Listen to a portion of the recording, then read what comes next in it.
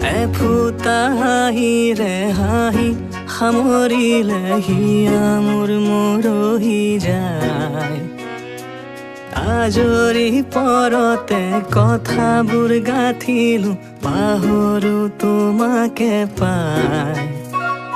মৰম কি এনেকুৱাই, মৰম কি এনেকুৱাই, মৰম কি এনেকুৱাই, মৰম কি এনেকুৱাই।